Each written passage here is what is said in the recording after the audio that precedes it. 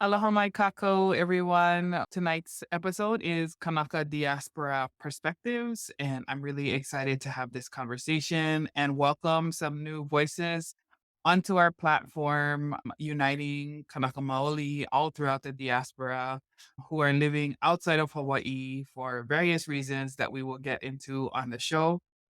But before we get started, I wanted to acknowledge our sponsors and mahalo Papa Molokaʻi for investing into our platform and helping us to connect and unite our Kanaka and our lāhui wherever we are. Aloha, I'm Kim Ku'ule Burney with Papaʻololokahi. Together with the Native Hawaiian Health Scholarship Program and 5 Native Hawaiian healthcare systems that serve 7 islands, our sole objective is to raise the health status of Native Hawaiians and our families.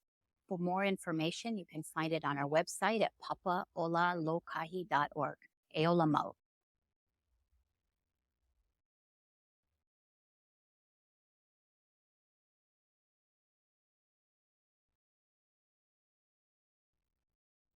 Mahalo to Papa Molokaʻi.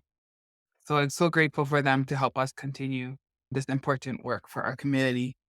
So as I mentioned at the start, our topic is Kanaka Diaspora Perspectives. And this is a topic that I think is becoming increasingly more important to our community, internally for ourselves, but also to help those in our communities around us understand our experiences and help to understand our community more, especially for people who Hawaii is not accessible to them because not everybody can afford to go or experience or to learn about our culture. And recently, statistics have shown that more than 50% of Kanaka Maoli or Native Hawaiians were priced out of paradise. That's kind of a theme that we are hearing more and more. And they are now living outside of Hawaii. And this provides momentous challenges for our ʻāina-based community that's forced to separate from our homeland. So in this episode, we'll discuss the benefits and challenges of living in a diaspora and how we can better understand and serve the needs of our lāhui, no matter where we are. And when I say lāhui, that we mean like our nation, our collective people as Kanaka Maoli and Native Hawaiian. So let me introduce our guests. We have 3 great guests tonight. First, we have Kalani Mondoy. He's originally from the island of Molokaʻi and moved to LA, California in 1989. At that time, he started his genealogy journey, initiated by the fact that he was not raised by his Kanaka Maoli mom. And he yearned, like many of us, to learn so much as he could about his ancestors. Being away from the island also fueled his drive to research more about who his ancestors were and what they did. Unanswered questions led him to genetic genealogy, where DNA is utilized to confirm and rule out connections to specific branches of a family. And this was the case when his mother volunteered to get DNA tested. After receiving her results, months would pass before she revealed that she was adopted. Kalani's 24-years of genealogy research were then overturned, and he had to start from the beginning once he found out who his mother's biological parents were. Nearly a year after that revelation, Kalani succeeded in finding his mother's biological family, and new discoveries are constantly being found as other members who are given up. And I can so relate to this because it's so important to to really understand where we come from. So, mahalo, Kalani, welcome. E kumu mai. Aloha. Hi. Second guest is LeaDan Yi, and she's an Oʻahu native, now living in Korea with her husband and family. But update, she's actually now in Washington. So, okay. She has a bachelor's degree in psychology with a minor in speech from the University of Hawaii at Manoa, and a master's degree in secondary education with a focus in English language and literature from Hawaii Pacific University. LeaDan coached speech and debate at public and private schools on Oʻahu and taught speech at Kamehameha Schools and Hawaii Pacific University. She left Hawaii in 2020 after her husband was assigned to Korea because they wanted their family to remain together, which led her to leave her 16-year career as a teacher. And I can only imagine what a sacrifice that was. While their goal was to return to Hawaii in 3 years, the cost of living has made that a difficult decision, like so many of us. And so here she is to share a little bit more about her story and her Ohana's journey. So welcome, LeaDan. Aloha. And then last but certainly not least, Tita Ipo is a first-generation Kanaka born on Oʻahu, raised in San Diego, California, and currently living in Seattle. She is the founder of weʻll, an emerging organization with a focus on diaspora Kanaka, particularly those who are raised on the continent. Ipo recently was awarded a grant by Purple Mai'a to launch a research project that seeks to learn more information about diaspora Kanaka raised on the continent so we can better understand their challenges, fears, strengths, and passions when it comes to the lāhui. I love this. The project website is still in progress, but check out the Hawaiian Diaspora Project Instagram at Hawaiian Diaspora. She's also a corporate communication specialist during the day at Alaska Airlines, and she co-chairs her company's Pacific Islander Alliance Business Resource Group, where they serve as a resource to the company on Pacific Islander matters and celebrate our cultures with employees. And as always, educate allies and advocates on our cultures. She also supports Lady Bandit Studios, an organization that hosts the Circular Design Internship, which is a 6 to 8 week mentorship program for emerging UX, UI designers working for real companies to gain real life experience as they get their foot in the door in the tech industry. This particular internship has a focus on Kanaka and other Pacific Islander designers to champion better representation in the tech and Hawaii space and to give those living in Hawaii a better opportunity to stay in Hawaii. That's awesome. Love it. Welcome, Ipo, to the show. E komo mai. Aloha kako. Aloha, aloha. So I thought we would just start our conversation a little bit. I read your introductions, which to me are very impressive. I just love learning about every guest that comes on the show.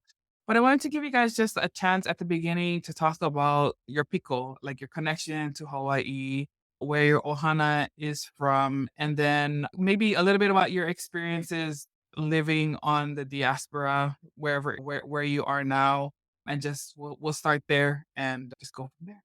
Let's start with LeaDan. Aloha. Let's see. Okay, my piko and where whenever I was asked in like beginning Olelo Hawaii, because I'm really not good and still learning, as I think a lot of us are, where I'm from, I always would say no ya ne'i. So all over. My father was a federal firefighter in the U.S. Air Force. So I lived in England for a little while and Nevada for a little while. And so like it was difficult enough that I think my parents' generation couldn't really learn the language. They weren't really allowed to learn the language. But being in diaspora, just as a military brat, really gave me no inclination and very little knowledge about what my culture was. And so it wasn't until my 30s when I was hired as a kumu at Kamehameha where I reconnected. And so that wasn't even that long ago. If you met me before my 30s, I would have been like, I'm American. And I had no idea. And so now I'm just like going as quickly as I can, like running into the water. So it's really hard to kind of say where. My piko is definitely Oʻahu. My father's family is from the Kapahulu side. My mother's family is Ewa side, and I live mostly Aiea, but my daughter and her piko is in Kaneohe, so everywhere. Did I catch all of the questions? I'm sorry, sometimes I ramble. No, that's beautiful. Yeah, I love hearing that you have that military experience, like, and living in these different spaces and the challenges, right? Like of that. And I think we're gonna have many viewers. And if you're here and you can Right. relate to these experiences, please engage with us in the comments. Feel free to add to the conversation because we want this to be an open discussion because I know there's probably plenty of you who are watching and be like, oh yeah, I didn't know either. And sometimes even just acknowledging that is hard. Like I know for me, I was just like, man, I thought I was the only one who didn't have enough. What is the word that they use? Pilina, or the connection to the culture. Aloha party. Yes, she said the military often causes the disconnect. That's true. Yeah. That's true. When at home and abroad. Yes. Wow. Mhm. So Ipo, let's go to you because you're also from Oʻahu. How about your ohana? What was that like? Yeah, so I was born on Oʻahu, but my mom, who is the Kanaka one, she is from Kauaʻi. Born and raised in Kauaʻi. Yes. But our family actually goes back to Molokaʻi, to Hawaiʻi Island. Although I feel like my people is connected to Kauaʻi, since that's where my mom is from. And I was very lucky to be able to visit Kauaʻi pretty often. There are 4 siblings between me and my siblings, and all of us were raised on the continent in San Diego. But my mom, which I now realize as an adult, because I didn't realize as a kid, was sacrificing so much to be able to make sure that we would go to Hawaii every summer, that we were in Kauaʻi visiting my grandma. And I'm pretty sure the day she moved us to San Diego from Hawaii, she signed us up for a halal. Like that was the first thing on her mind. So I'm really, really, really thankful for that, because that was my one connection, or a couple of them actually. I had those connections and didn't realize in hindsight how much she sacrificed to make sure we could have that. So I'm in Seattle now though, because I've been moving around a lot for work. And it's been a really awesome experience because it also comes as part of the journey in the continental diaspora experience. Is San Diego, Southern California has a lot of Pacific Islander communities, and I was raised in one, but then I started moving around. I'm in Texas, I'm in Bay Area, now I'm in Seattle. So it's been really interesting to be on this journey of geographically where I am and connecting to. And I love what LeaDan said about running to the waters.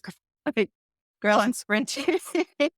It's been a huge, huge journey. So I'm really thankful to be here so we can talk about it. Mahalo. I love that. Yeah, San Diego is a great place to be Pacific Islander for sure. And I definitely want to talk about that as we get into the discussion tonight for sure. Okay, Kalani, let's go. Represent for neighbor islands. Let's go. All right. So obviously from Molokaʻi. And I know some people like to say, especially when they introduce themselves in Hawaii, they're ʻāina hanau. But my ʻāina hanau is actually Honolulu. But my ʻāina koʻu, where I was conceived, was actually Molokaʻi. So I was only born in Honolulu for medical reasons. At least that's what my mom told me. But I was raised in Molokaʻi. And I lived there only the first 18 years of my life before I left. And then I lived on Oʻahu for 4 years. And then I came here to Los Angeles. But throughout that time, that's when I got interested in genealogy. And so I was researching my mother's parents' side because I wasn't raised by my mother. And her being Kanaka Maoli, I was very interested, getting to know her and her family. So what I found out was that her mother had ties to Maui and the Big Island. Her mom was actually raised on the Big Island in Kona. And then, of course, later on, this is 2014, is when the whole DNA thing came into play. And then she's like, oh, I like your DNA test. I was like, cool, let's do it. And then later on, and she's like, what are you doing? I said, I'm trying to figure out all these things about why the DNA is saying this and that. I said, look, I think your dad was not your dad. She goes, oh, I already know I was adopted. I was like, what? She goes, I already know I was adopted. I was like, oh, no. So that means my grandma, the Hawaiian grandma, is not biological. That's why I had to start all over again. And then I found her family. But what I found out was that her father has ties to Puna and Ka'u, and her mother has ties to Ko'olau Loa on Oʻahu, as well as Molokaʻi. So I do have ancestors from where I'm from.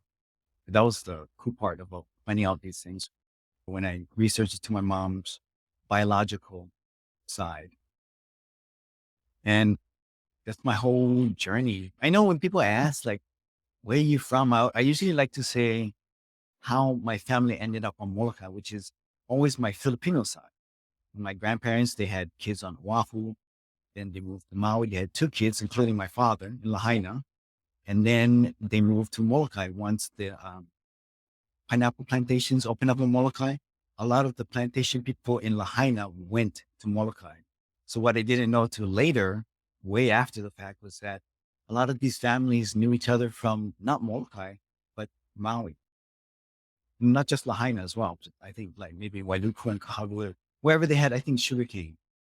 And I think my grandparents were only, they were in Lahaina because of sugar, not pineapple. But that's what it's like when you come from a small island, right? Everybody.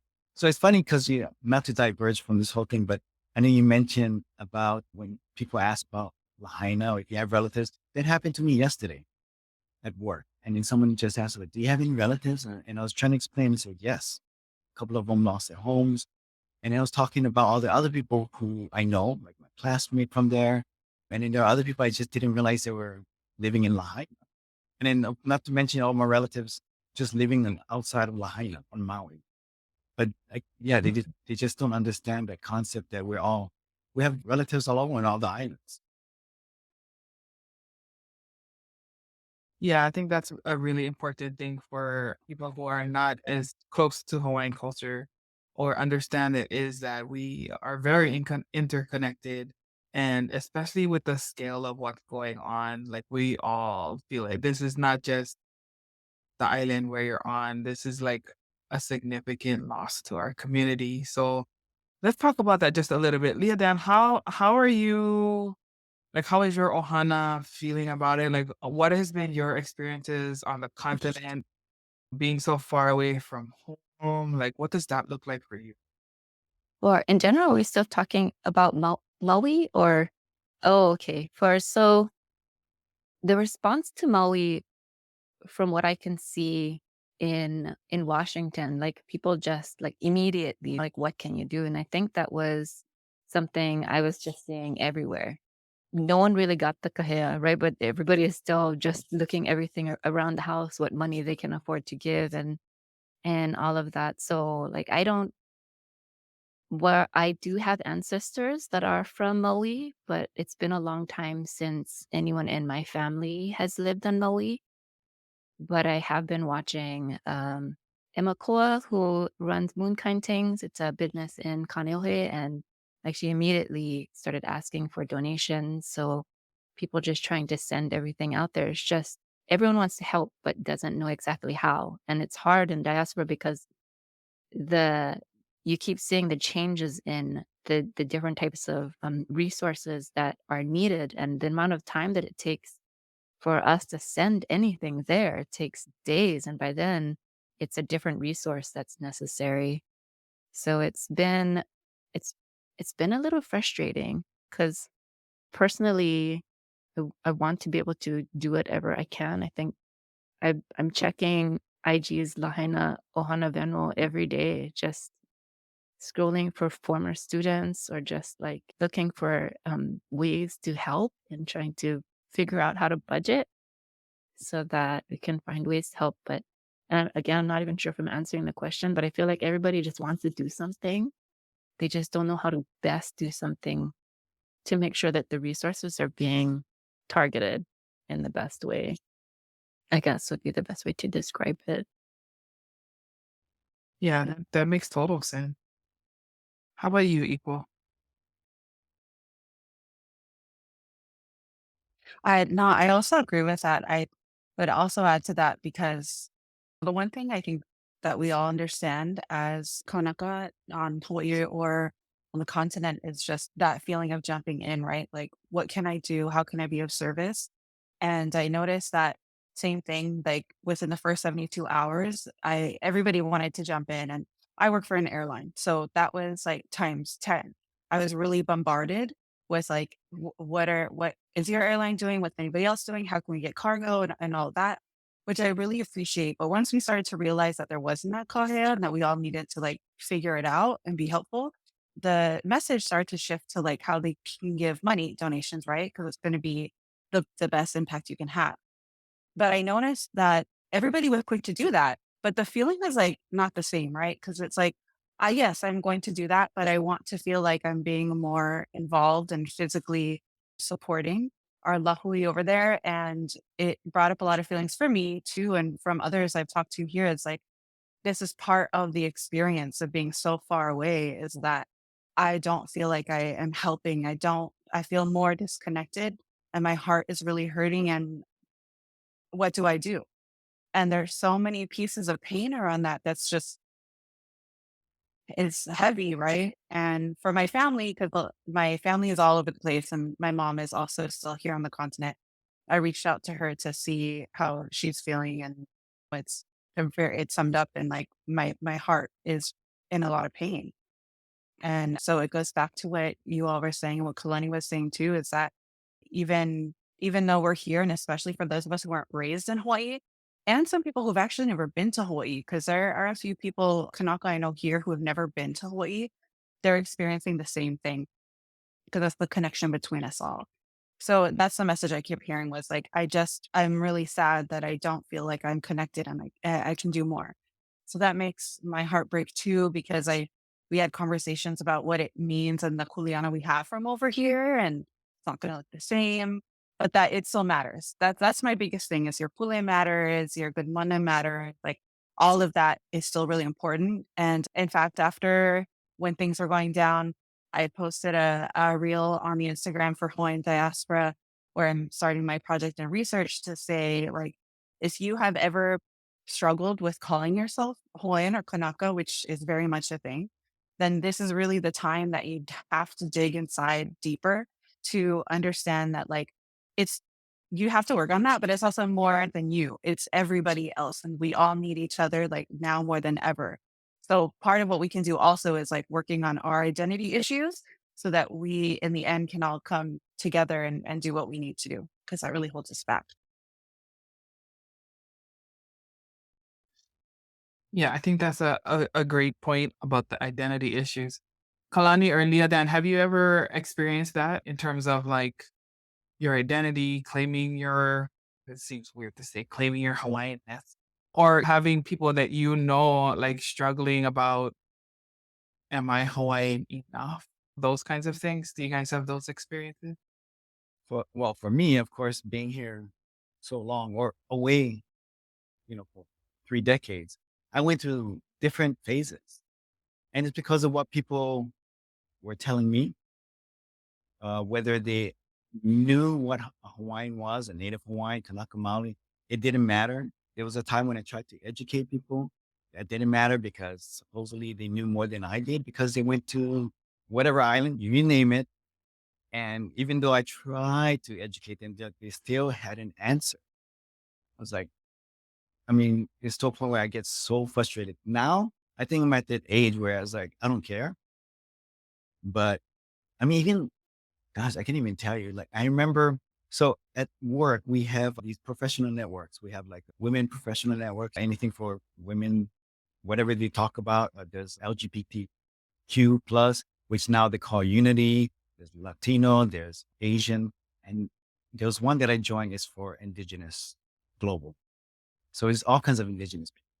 But we kind of talked about this kind of issue, like what we had to go through with identity, and especially in the workplace. And of course, a lot of my experience is coming from the workplace. And mind you, I know a lot of people don't mean to be mean about it, but sometimes the things that they say, they just don't realize what they're saying. And I just get frustrated trying to explain all these definitions, or explain that my father is not Hawaiian. He was born in Hawaii, but he's Filipino. He never identified as Hawaiian. So there shouldn't be a question. Or sometimes they make the mistake of assuming that I come from the Philippines, just because I have no problem saying I'm Filipino, but they never ask about either the Hawaiian side, the Kanaka Maoli side, or even if I give them, because of my genealogy background, usually the history of my ancestors migrating to Hawaii, the foreigners, and who they married, they still don't get it. So I was like, man, what more do you want? That's why I said I went through like all kinds of phases with my identity. Either I was like passive, and then I became very aggressive about it. Then I became kind of semi-passive, semi-aggressive. I don't know how to explain it. I know that semi thing is just, I'm just tired of it. I can try, and if they get it or not, who knows?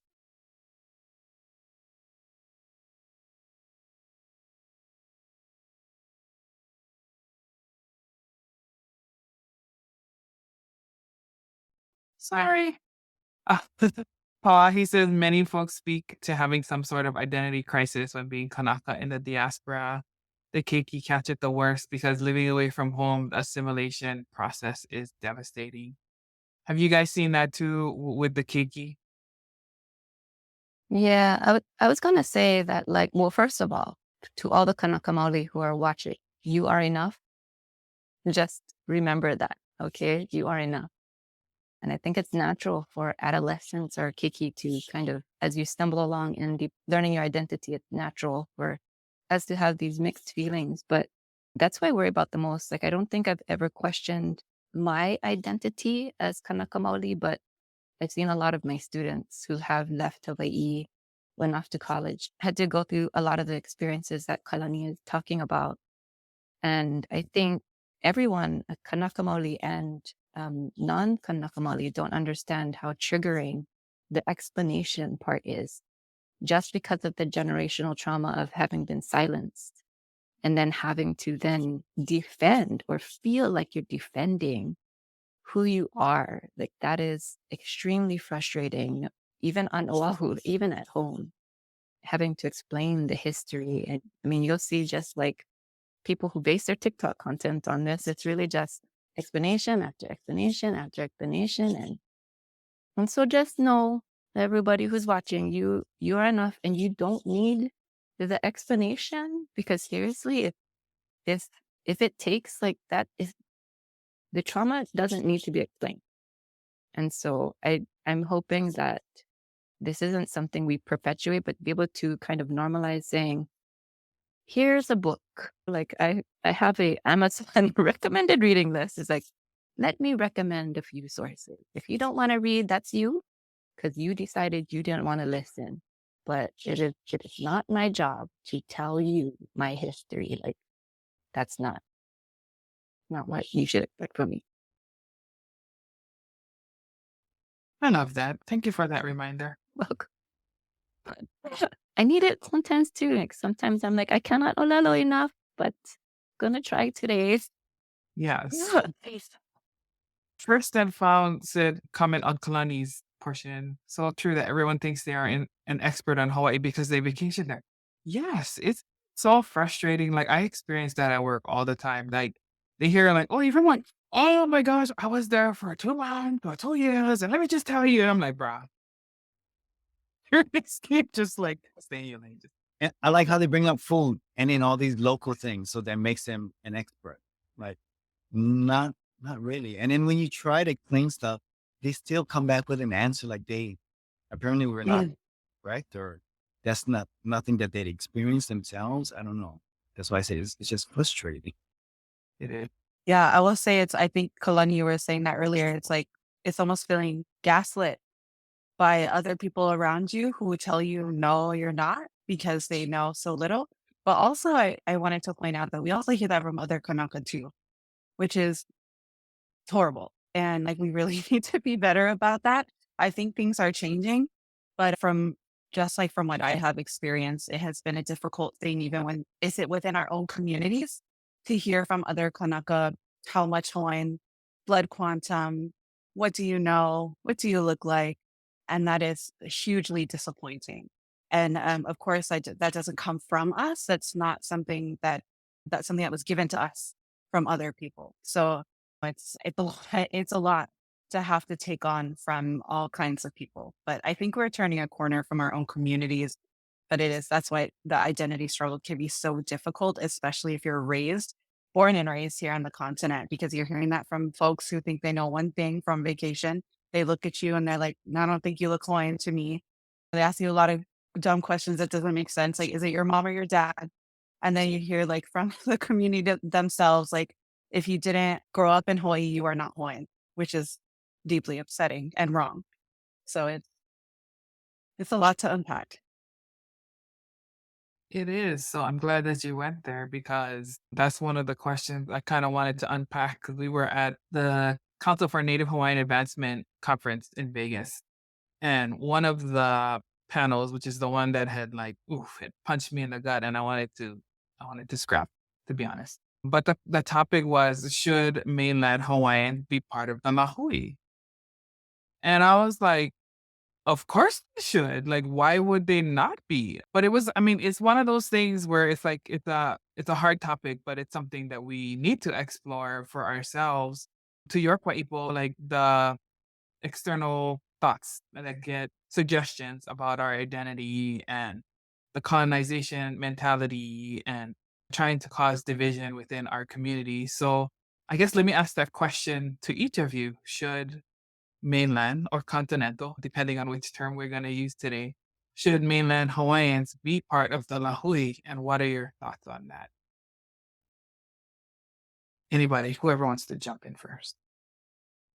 I think my question would be like, well, what exactly would that entail, or how would we define that?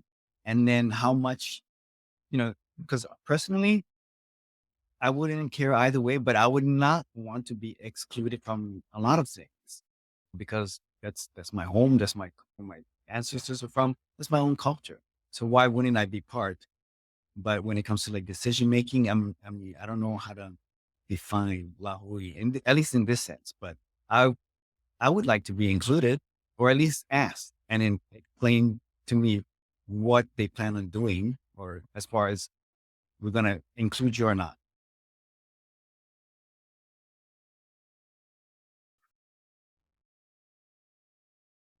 April? Okay.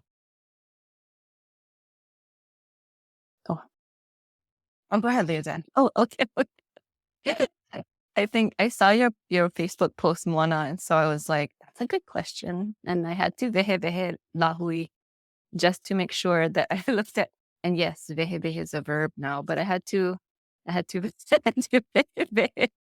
lāhui because I was like, okay, before I can answer this question, I need to like really know how it's defined in that kind of sense. And I think like just looking at the definition as being like a nation, race, tribe, people, nationality, there's no question to me, no matter where you are in the honua, like you are part of the lāhui.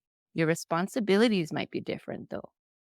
And so I think in seeing, especially going back to seeing the response to Maui, I feel like the Kanaka Maoli and Diaspora, like our job is not to speak for the people of Maui. So that's not our responsibility. Like our responsibility is to answer the call, to help that's necessary. Our responsibility is to teach people here, to teach ourselves, all that kind of thing, but to reconnect with the land. But, and even in diaspora, like as a person from Oʻahu, I wouldn't speak for Maui because that they need to be able to represent themselves. We can't silence other Kanaka either. To answer the question, definitely yes. I wouldn't let anybody tell us that we are not part of this lāhui. I appreciate that distinction about the responsibilities being different, because I think that there might have been one of the comments made during that panel is that, yes, we are part of it, but it looks different depending on where you are. What are your thoughts, Ipo? Well, yes, absolutely, 1,000%. But I also think there's some ways we have to define diaspora. I say yes, and also it's more important now than ever because there are more Hawaiians living off of Hawaii than there are in Hawaii. So I would say actually it's an urgent matter. Yes, absolutely. But I say define diaspora because I think that's also kind of a buzzword that has come up in the last few years. I don't think any of us were considered or even thought of the word diaspora before a few years ago. But I also think there's some confusion, at least for me, about how we define diaspora, because in some communities and some cultures, diaspora can be considered born and raised away from your homeland. And then others can be, like in this context, we seem to use a lot, those who live away from their homeland. So I think it kind of depends. But the way that I like to look at it is that diaspora is those who were most likely exclusively raised away from Hawaii. Because a friend actually brought this up to me a little while ago. I believe that diaspora is a result of displacement. and displacement are those who have to leave because they can't afford it or whatever the situation is, job sustainability. And then you raise a family over in the continent, most likely, who are now considered diaspora. And that's only going to keep happening more and more and more. And the more that people are displaced, it's going to perpetuate more diaspora. So then when we pose a question, is diaspora part of the lāhui? Well, yeah, absolutely. And again, it's actually an urgent matter to make sure that we all believe and know and acknowledge and accept that we are part of the lāhui, because if we don't, it's going to get further away from us. And then we're not even in control of our own ʻāina anymore. Yeah, I think that's a very important distinction about defining the terms because, yeah, that was, you can use the term, but like really, how was that intended? And I think that's why I definitely had a strong reaction. I'm like, well, what are you talking about when you say lāhui? What are you talking about when you say mainland, right? Like, and then also, like you said, born and raised away, or one who now lives away, because I'm the second one, I'm the live away one. And like even nuances with that too, because like I know for me, I feel like I have my foot in two different worlds, and like navigating that is like kind of back to the identity thing, like constant, like, oh, I'm not quite like try to be Kanaka over here, like, around a whole lot of non-Kanaka. But then when I go home, they look at me like a haole because I've been away too long, right? Like so, it's all of those nuances that can trip people up. But I think as long as we remember, right, like that we are part of our community, and that like even back before our ali'i, our leaders, like they were travelers in the diaspora, however you want to define that now. That was just part of our journey. I mean, especially being wayfinders, right? With that perspective. All right. Well, I love those. I love it. Love it. Love it. Love it. Hawaii has, oh, I love it. Three things she directly speaks to in her PhD work is disconnection, displacement, and racism. She's like, you're speaking my language and love it, but it's also disturbing that we all can see these things. Yeah, I mean, how could we not, right? I mean, as indigenous people, it's like impossible to not see these things, especially when we're seeking that connection with our people and our community. Okay, so because so many of us are now living in the diaspora, and this is like an inevitable thing that is going to keep increasing, what are some things that you guys think we could be doing better? We being us right here in this room, or we as a lāhui, what could we be doing better to serve and connect the Kanaka who do have to leave the island? How can we like start to create, I guess, islands on islands on Turtle Island? I don't know. Because the challenge is that when we're on the continent, we're spread out so much. And I think one thing that also came out during the conference is that some people don't understand, like, it doesn't end at Vegas. Like, there are Hawaiians on the East Coast, there's Hawaiians in the Midwest, like, we're all over the place. So, like, what are some things that we could do to better connect and be more intentional about creating community from where we are?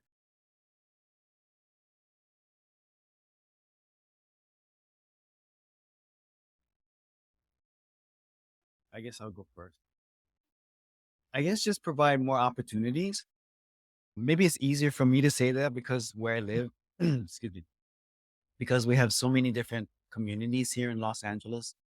But I like in July, I went to our annual homeland. We had that kind of opportunity to like connect with those Hawaiian civic clubs.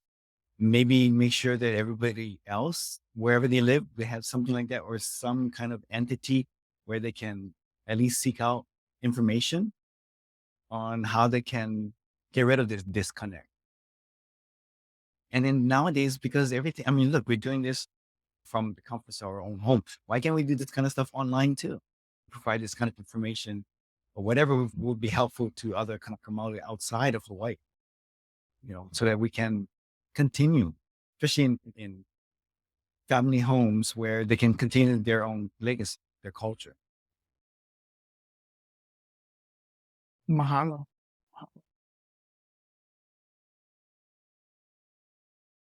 People. Really good question. I think number one, get loud, which I don't think we have to say because I think we already are. And then using that loudness and that voice to create resources and put the signal and the message out to wherever you are. And like Kalani was saying, like we have technology, we're in the golden age of it now. Use it. Because I mean, if you're in bigger metropolitan cities, you can probably join a hello. You can go to like a hello or something like that. But if you're in the smaller communities, you don't have that access, it would be really nice to have to get online for like a Zoom, which I actually saw online on Instagram, I think this week there was a flyer going around that was like every Sunday, they're going to open up a Zoom for Kanakas to get together for a safe space. And I love that. So more of that, create a safe space and make that a resource and then make sure you're loud and promoting that to the ether so it can get to all Hawaiians.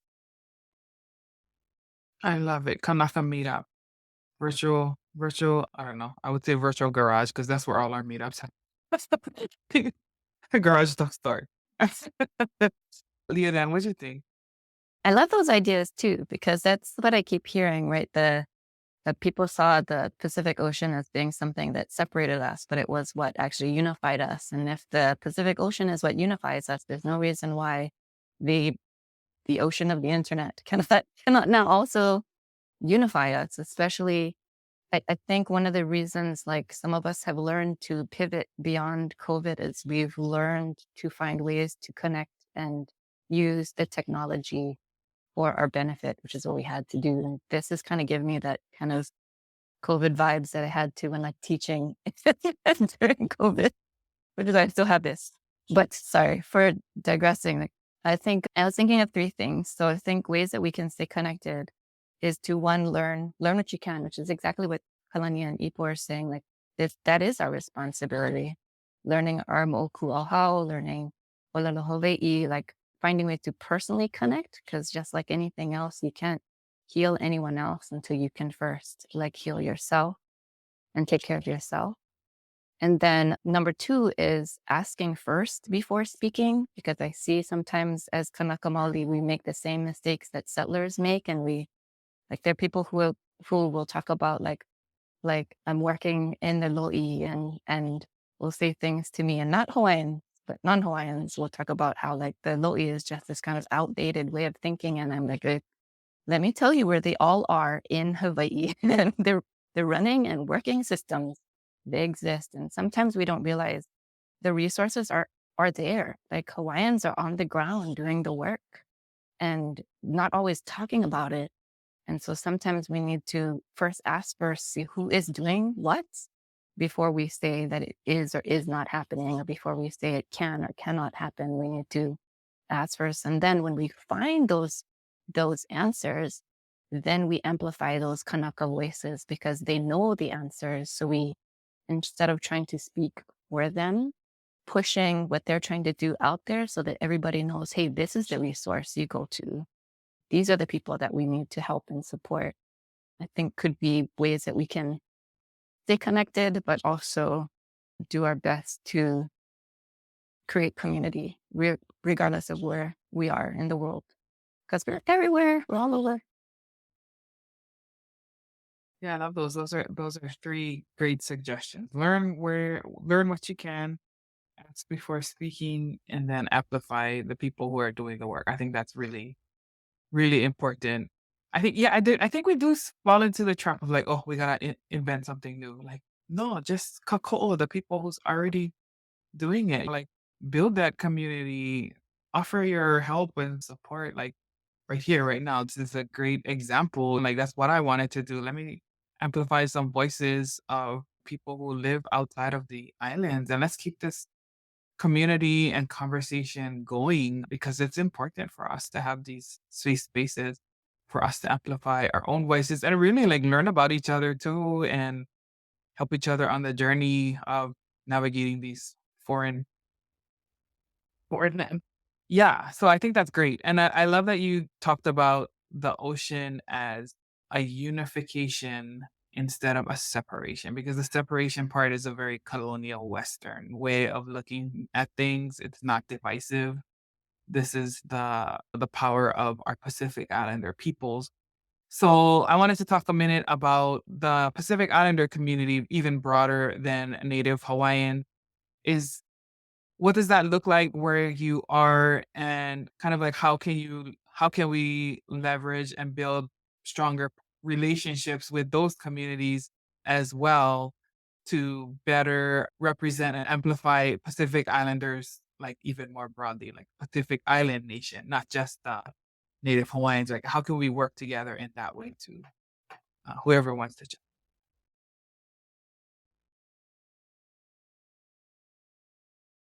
I wouldn't know where to start. I mean, my experience here, it was only because I went to Pacific Islander Fest.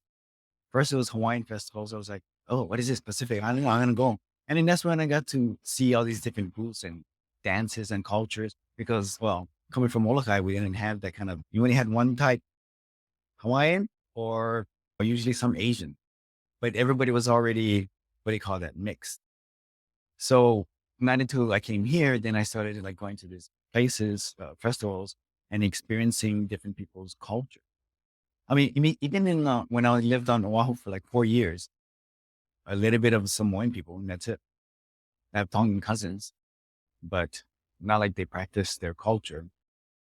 Um, I, I don't know. I don't even know how to answer that. Like, how do we just go to these places? Or, I mean, again, bringing up technology is like, shouldn't we have or be able to see these kind of things online that where we could access and like try to learn as a whole Pacific Island, not just like specific Samoan, Tongan, Micronesian.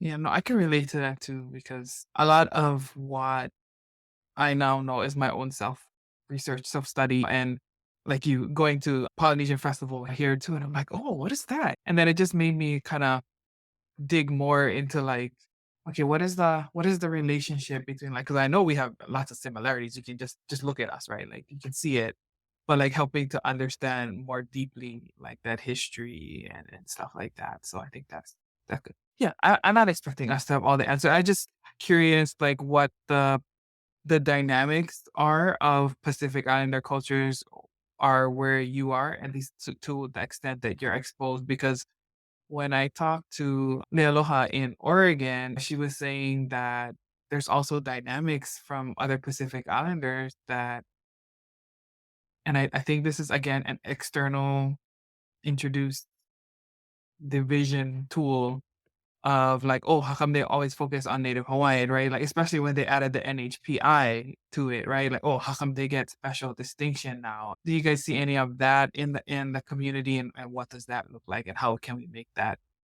How can we kind of, what is the word I'm looking for? I don't know. Just push back against that narrative, I guess. Oh, sorry. Wanted to say, because I got involved with genealogy, right? DNA testing. And then, so basically we get DNA tested. And for those of you who are not familiar, you get your people test because they wanted to see what they are.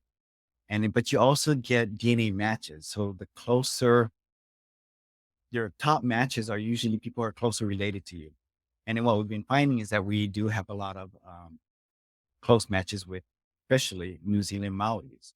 And I had to read all about this kind of stuff and learn like why this was happening. But then, I mean, this is one way that we could like learn about each other because of, I mean, when we started comparing, like some people would reach out to me from New Zealand. I took a DNA test and it says that you're my second or third cousin. So that probably means like a third great grandparent or something like that. Do you know how we're connected? And then they started saying where their families from. I was like, well, I can tell you one thing. We're not related recently, but probably from 8 centuries ago. Yes. And then I've seen like Maoris, what they call it, Whakapopa, their genealogy. And sometimes you can see those similar names in our ancient chiefly genealogy. I don't know. That's what I started learning from just genealogy, at least as far as connecting with other Pacific Islander people, Polynesian people in general. So it's not so separate. And even these people are getting DNA tested. They're like, well, but we're still cousins. I was like, well, genetically, of course, we come from the same ancestor, but from a long time ago. But I think that's kind of cool. At least this, I mean, it's still a learning thing for me.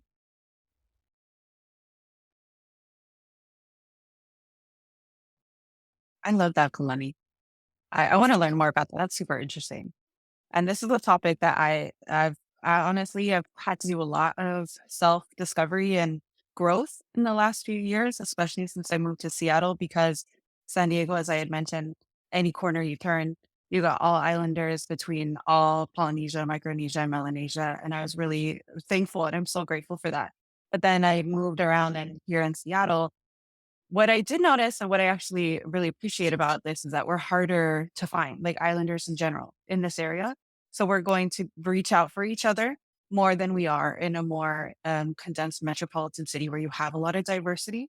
And that's where things start to get a lot more interesting for here. Because as I had mentioned, or you mentioned in my bio at Alaska Airlines, I have, like Kalani mentioned, my company has these groups, and ours is a Pacific Islander Alliance, and I'm co-chair of that. And it's Pacific Islander Alliance for a reason, right? It's because we have all kinds of employees that are between all the regions of Islander. And it's so interesting because there's like demographically or statistically, we have different numbers of folks, right? So you probably have like a lot of Samoans, you have maybe a lot of Hawaiians, maybe you don't have as many Fijians. So that representation is always not balanced, but it still doesn't mean that we shouldn't show up to learn and to advocate and to amplify for the voices of everybody. So it is definitely back to the theme of like quieting down a little bit, asking to learn. And I think this is also something within, I personally think like Polynesians in general, we take up a lot of space, or at least I think so. And I feel like I haven't seen a lot of space from Micronesians and Melanesians because there's for a lot of different reasons. And now that we're talking a lot more about NHPI and we're getting that question of like, why is NH separated? What is PI? Man, it's a whole discussion that you could talk forever about. But I just start to realize, at least from the lens of people who barely even understand what Hawaiian is, they for real do not understand anything about like the whole scope of Islanders. So it is also a responsibility for us to leverage and amplify as much as we can and what we understand and what we know about our brothers and sisters from across the island. So here, what that looks like is a lot of events, actually. Seattle is really active in doing a lot of programs and events and nonprofits and organizations for all Islanders. A couple of places that are really well known here is Pico, Washington, Utopia, Washington. They do great work for the whole scope of Islanders. There was just that was put on by Utopia, Washington, and they have a whole group of folks who are a range of diverse Islander heritages, and they come together and they learn dances from all across the islands, and you can buy a ticket and the money goes back into the nonprofit. And it's such a great opportunity to just like get together and learn and stuff like that. So yeah, I think that goes back to like using technology as a resource, reaching out, and then getting together with the Islanders, to ask them, can I learn more? What can I do for you? But it's a nuanced, complex topic.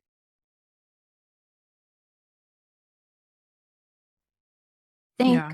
Oh, sorry. No, go Or ahead. what was I think?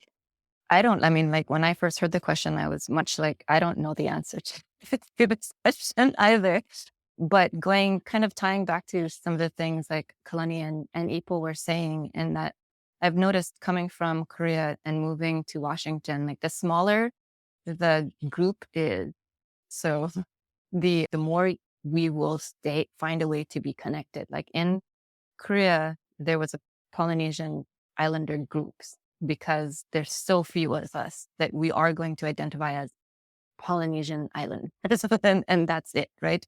In Washington, you will see a number of different groups. And I remember reading a statistic I think it was 2020, that as far as people in the military community, I think Polynesian Islander identified as maybe 2%, was something that was really small.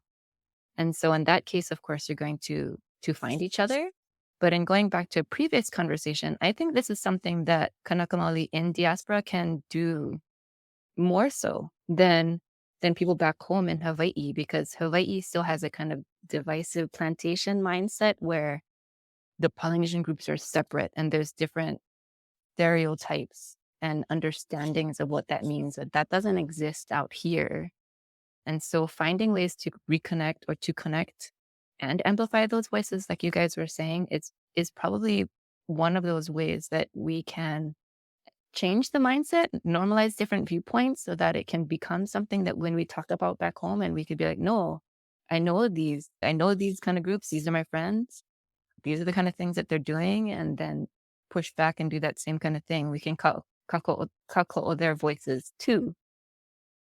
And so I think, yeah, that might be something that we can do. But also like learning the history. Like I didn't realize until I moved to Washington that even before, like the Kingdom of Hawaii had agreements with the Nisqually people here and like Hudson Bay Company, and they're trading here. And so just learning about the land that you're on, I think, to the history of that helps us to better communicate and connect with all of the indigenous people. Yeah, absolutely. I can't remember where I found it, but yeah, seeing that there was Kanaka Maoli in the northwest, and I think people didn't know it because they felt it differently, right? Like the way they heard the pronunciation was different. It was like ʻāina. And it's so fascinating. Like history, I'm like, where was this when I was in school? Because whatever history he was teaching me, I had no interest. But if you start talking about our people and things that we can relate to, it just is a totally different lens. Um, Wow. Aw, sorry. and it's okay, right? Yeah. She wants to learn too. Well, Yeah, so yeah, that's so beautiful in amplifying the voices and helping each other, because that's definitely something me being on the East Coast, which is like the farthest part you can be and still be on the continent. We don't have like it's not a lot here. There's enough of us, but it's so true that the lower amount that you have, the closer you become, because that is like your safety net, right? Like your community, your comfort zone, and it's a lot more uh, gratitude. I think I don't think I appreciated everything until I left, and then I mean it's human, right? Like when it's gone, and then you're like, oh, like look at how beautiful that was. Or like, and when it's missing, then you seek that out again. So, I think that's kind of a one perspective I think I have is that I had to leave to appreciate things back home. I mean, because I remember when I found my mom's biological family and we met up with her sister, she was telling her sister about like how she didn't get to raise me. And I guess she sounded like she regretted. And I was like, but you know what, Mom? If you didn't do that, I mean, if you did raise me, who knows? You probably wouldn't have found your sister. Maybe I wouldn't have cared about my own genealogy because I would just know that you're my mom. That's my Kanaka connection. And that's it. I would have been satisfied. I probably wouldn't have sought out her genealogy. I said, so just never know. But I think it's just, you have to be away from it to appreciate it. yeah, for sure. And I like what you said about the divisive plantation mindset at home and like how we could help to unite that. Because yeah, I've had those thoughts too. Like, do they not understand like what they have right in front of them? Like like if I could have just a little bit of that would be so awesome. But again, that's one of those things, right? Where when you have so much and it's in abundance, then you take for granted. Yeah. So that's awesome. Okay. Well, we at the hour. So maybe we'll close out with hmm, maybe let's talk to Keiki. So if we have Keiki, whether it's your family or other Keiki on the continent living outside of Hawaii, what would be your like advice to them to encourage them to embrace their culture, like tips that what they could do to learn more and just like help them? Because I know like even as an adult, like we all struggle with that identity and like understanding why it's important to be Hawaiian and to not be shame of that, right? Like what knowledge can we pass to our Keiki? Whether it's the little one or even our younger Kanaka who are like transitioning from, I would say, into adulthood, right? Like going into college where they now are leaving like kind of the safety net of their home and are gonna be experiencing the world like straight on, maybe for the first time.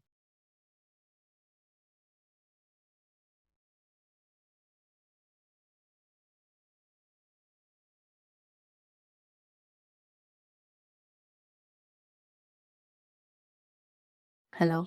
I think, okay, that's a big question. I think trying to find ways for, well, going back to what I said before, knowing that you're enough, doesn't matter how much knowledge you have, what percentage you have, like, I'm not letting anyone tell you, because like, for example, I understand that colorism exists in Hawaii, but I've never had a Kanaka talk to me about colorism. It's usually something that's coming from the outside. And so even in that, like, I know a lot of very fair-toned, my daughter included, Kanaka Maoli, who will feel questioned at some point and know that none of that stuff matters.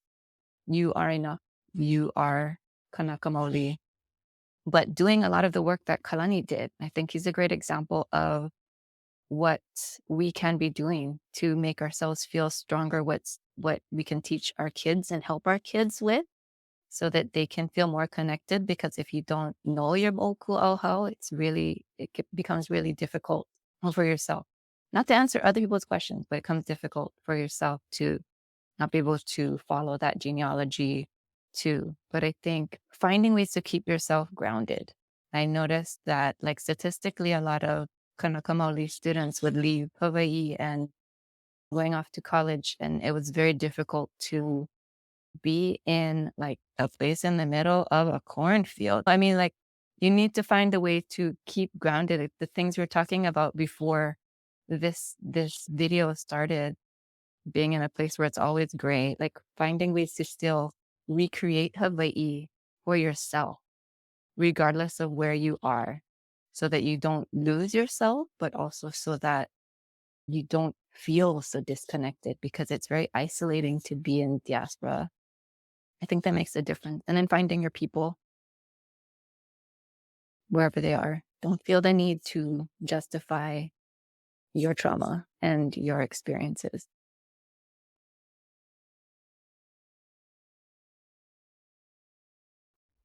I don't have any kids, but I think about my nieces, and then they all have kids of their own.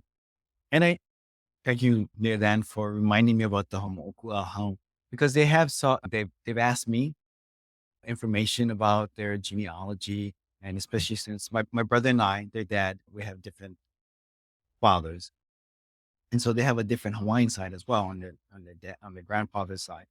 But because I knew their grandfather's family on Molokaʻi, so I was familiar with the family. So I mean, I'm glad that they sought out someone to get information. I know I mentioned like technology. They can use technology and just seek out whatever they can, just TikTok or whatever else, social media, but also go to ask your own parent. They're like stuff that they probably don't know, that they might think it's not important until you ask that kind of question. Like my niece, when they're like, "Oh, uncle," they ask about the family. I was like, "Are you talking about your dad's side of the family?" No, my mom's side of the family. But I just knew it. So I mean, you just never know until you start with your own family as well. I mean, they kind of say that about genealogy. Start with what you know, and then you work your way backwards. That was my experience with genealogy, where I had no choice but to learn, of course, the language, the history. I learned about the Hawaiian Kingdom because I really didn't learn that in high school. I remember reading, these are the kings and queens, and then annexation. Nobody questioned what that was. We didn't care in high school. And then there's like state of Hawaii. That was it. But that's what genealogy led me to, like, I guess, a firm foundation as far as identity goes. And I'm kind of proud of it. I mean, especially doing the DNA, I had to like find out that I explained to my mom, I said, "You're like 70% European." She's like, "What at?" I said, "Mom, you haole." "What?" Like, "Sorry, you haole." But then I explained, this is who your haole ancestors were. This is what they did during the kingdom times. 2 of them became citizens of the Hawaiian Kingdom. I had to explain that, of from what I know, you have to live in the kingdom at least 2 years before you become a citizen. One of them renounces ties to England. The other one, the American whaler, I'm not sure, but he still became a citizen of the Hawaiian kingdom. That kind of that kind of stuff, I think, is my best advice. Not just whatever you can online or whatever you can seek out from other people. Go to your own relatives because they might have information that might be valuable that you don't realize. Mahalo. We're definitely gonna have you come back for the mo'oku how. I'm like, come on, Kalani, tell me where. What about you, Ipo? Yeah, this is a really good question that I'm gonna be thinking about for a while because I'm actually Hawaii with my first right now, and it makes me emotional. It makes me really emotional, and everything that LeaDan says, I totally agree with because I think about what do I want my keiki to know, and everything she was saying like totally hit me right in the heart, and or not all I should say. And I just 100% agree with that. I would also say, I think it's the kuleana too, because as part of my identity issue and running to the waters is understanding that like I do have kuleana, we all do, and that really broke open everything for me.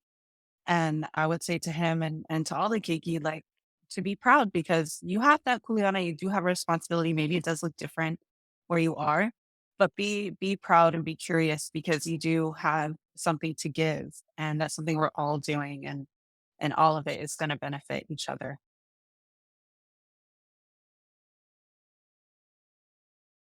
Mahalo and Molokaʻi on your new pepe coming in. Oh, so exciting. It's gonna be awesome to have another more mana in this world living on the continent, helping us to discover new journeys. Let's see. Anela says, for the bibis, the world is so big, you may feel different where you are right now. Home is here for you, where you will always be held.